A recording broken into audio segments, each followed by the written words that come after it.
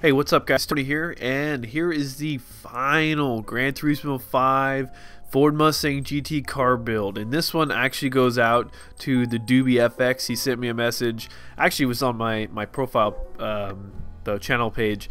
He put a message on the page and was like, I subscribe for the Gran Turismo 5 car build. Where is game 7? Where is episode 7? And I just was really busy, and of course it was like Battlefield came out, Modern Warfare 3 came out, Gran Turismo, all the other games took a back seat. So anyways, this is going out to you guys, you Gran Turismo fans of mine. I'm sorry I neglected you, and that's pretty much going to be the basis of this commentary for the most part. But first of all, what I did is I wanted to show you where we ended, and I magically have $205,000. I don't remember exactly where it came from. I know I probably was racing around, obviously. So I said, hey, you know what? I'm just going to finish this bad boy off because, well, it's been taking a very, very long time to get this thing done. So obviously what I did is I did the strut tower braces, engine modification stage 3, supercharger, and then we're gonna go with tires to round this thing off, and we'll be done with the Mustang now. The Mustang is done finally. It took one episode longer than the Civic, and it was sort of a repetitive pain in the ass, to be honest, because there wasn't as many races. I couldn't, and maybe that's a good thing. You couldn't just go like race a seasonal race and end up with $1 million at the end of it, you know. And cars only cost, I think it's like 320,000 credits to modify a car from start to finish per car. So right now I was just sort of deciding which track to race, and I decided Grand Valley Speedway. It is one of my favorite courses. I feel it's a technical course. It really is a technical course, especially when you get into that 180-degree turn. Anyways, the point is that I figured this would be a good track for me to warm up, because I had been playing, obviously I'd posted the Forza 4 video. I have been playing a lot of Forza, but I haven't been posting it up, you know. It's a game that I feel is gosh, how do I put this? Okay, let me put it this way. Going from Forza to Gran Turismo 5, the controls in Gran Turismo 5 feel really dead. And that sounds really bad, but what I mean by that is that the controls are, the driving must be more precise in Gran Turismo 5. You can't get away with the things you can in Forza 4. And so I feel as if Forza 4 is more of an arcadey kind of a game. And I don't want to get flame from you guys about this, because it's just my opinion. You know, if you feel that Forza is a much better racing game, then that's your belief, you know.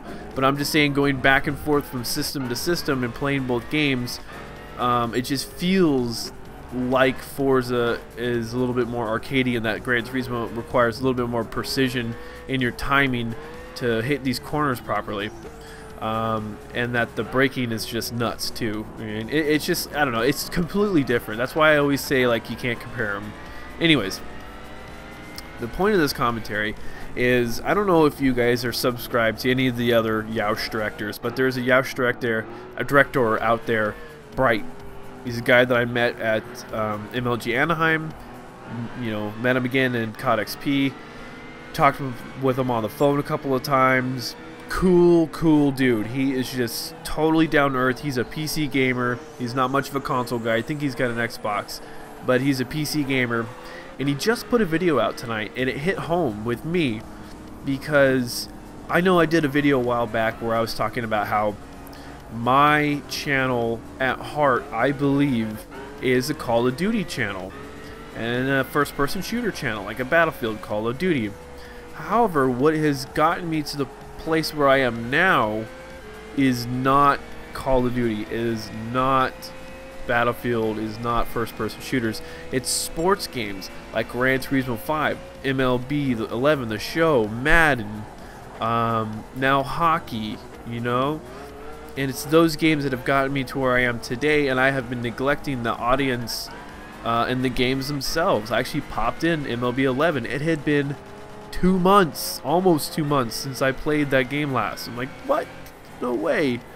you know. And so I played I don't know, a series, and just was like, man, I miss this, you know. And that's why I'm a sports guy, you know. As far as sports games is concerned, it's just like they're just so relaxing, so much fun, and they can be exciting. I mean, it's not always you're dominating the other team or you're dominating the course or the race. Like this game, this particular race was extremely fun. It was so much fun because it was so challenging. I had to be on my A game, and it was a challenge because I was coming from Forza, and like the controller and going back to the D-pad instead of an analog stick, because I just can't seem to get my hands like around using analog sticks on the PlayStation 3 controller. They seem to work better with the Xbox. I don't know why. I can't explain it. It's just the way it is. But it was challenging and fun and exciting and different, and it wasn't Call of Duty, and it wasn't Battlefield, and it was just everything that I love about playing video games. And while I was doing this, I was racing an endurance race, which I found out you apparently can't save in the middle after about 30 minutes of playing and 30 minutes of recording a commentary. I recorded a live commentary, I guess, while I was playing. But it was just a commentary, just as like, let's talk, you know. I haven't talked to you guys in a while, so just record that thing out there. And I basically was, to sum it up, I was saying that I was getting bored with gaming. I was getting bored with, and this is the height of gaming season, and I'm bored out of my mind. I was bored that night, and I realized that what I was missing was the fun factor, for one. Two was a sense of community. I don't like playing, well, I love playing sports games, the single player sports games, because they're an escape from the multiplayer. But the bread and butter from what I felt my channel was a Call of Duty channel, and so having those guys to game with is a very important factor, very important part of my online experience. And when I have all of my team members, almost all but two, actually three, all but three not playing Modern Warfare 3 and only playing Battlefield, but right now they're stuck on Skyrim, it's a lonely feeling to be that guy who actually wants to. I shit my pants right here. I was like, God damn it, I lost the race. That's what I thought in my head. But when you want to get on and you want to have a cohesive experience with these guys, you want to get on, have bad games, but have bad games with your friends, you know. But nobody wants to play. It's just like, it's the wind was taken out of my sails. It was a very deflating feeling. So I decided to jump on Gran Turismo 5, and this is what I get. I get rewarded for my loneliness or something. I don't know exactly where I'm going with that aspect of it, but I want to get back to Brite, because Brite did a commentary tonight that inspired this commentary and inspired my posting of this video and the future posting of sports videos that I'm going to be doing. Is that he basically, in a nutshell, his commentary was about how right now there's an oversaturation of Modern Warfare 3 videos out right now. There's an oversaturation of first-person shooter videos out right now.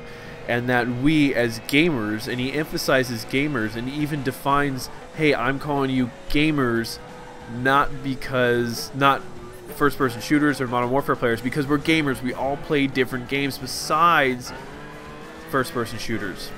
And when he said that at the end of his commentary, it was like, bam, light bulb. I'm like, oh my God, why I've been stuck in this rut too. I got captured with the Modern Warfare 3. I gotta put everything I can out there. The Road to Commander, all this stuff, and I'm still gonna do the Road to Commander. That's still gonna be an ongoing series. But I'm not gonna like flood the inboxes with the sub boxes with, you know, Modern Warfare 3 stuff. You know, like every day, maybe like every other day or something. I don't know. I haven't quite decided yet.